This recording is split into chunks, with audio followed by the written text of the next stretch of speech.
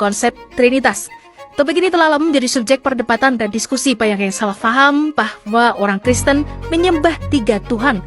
Namun realitasnya jauh lebih mendalam dan lebih kompleks. Yang pertama, 1 Tuhan, 3 perwujudan.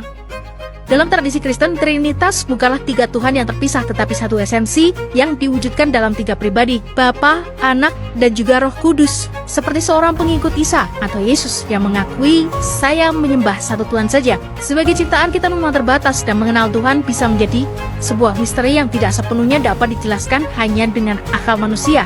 Kedua, analogi tubuh, jiwa, dan roh. Kita, manusia, diciptakan dengan tubuh, jiwa, dan roh. 3 aspek yang membentuk satu kesatuan. Begitu pula Alkitab menggambarkan Allah dengan cara yang serupa. Seperti yang tertulis dalam Kejadian 1 ayat 26, maka Allah berfirman, marilah kita menciptakan manusia menurut gambar rupa kita. Ini menunjukkan pluralitas dalam kesatuan.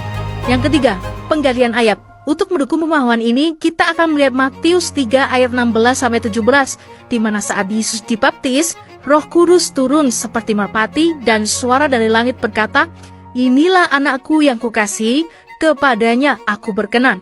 Ini adalah salah satu momen di mana ketiga pribadi Trinitas terlihat bersama-sama. Namun konsep Trinitas tidak hanya muncul dalam Perjanjian Baru, bahkan dalam Perjanjian Lama kita juga menemukan petunjuk yang menarik. Seperti yang sudah dibahas yaitu dalam Kejadian 1 ayat 26 dan selanjutnya dalam Ulangan 6 ayat 4. Sering disebut sebagai Shema Yisrael. Kita membaca, dengarlah hai Israel, Tuhan Allah kita. Tuhan itu Esa. Kata Esa dalam bahasa Ibrani dapat menunjukkan sebuah kesatuan majemuk, serupa dengan kata satu dalam bahasa Inggris yang bisa merujuk pada satu tim yang terdiri dari banyak anggota. Dengan melihat kedua testimoni ini dari Perjanjian Lama dan Baru, kita mendapatkan gambaran yang lebih lengkap tentang bagaimana konsep Trinitas mengakar dalam tradisi monoteistik dan bagaimana ia telah dipahami sepanjang sejarah kekristenan. Dalam perjalanan kita melalui teks-teks ini, kita diajak untuk mengakui misteri yang lebih besar dari sekedar pemahaman kita yang terbatas.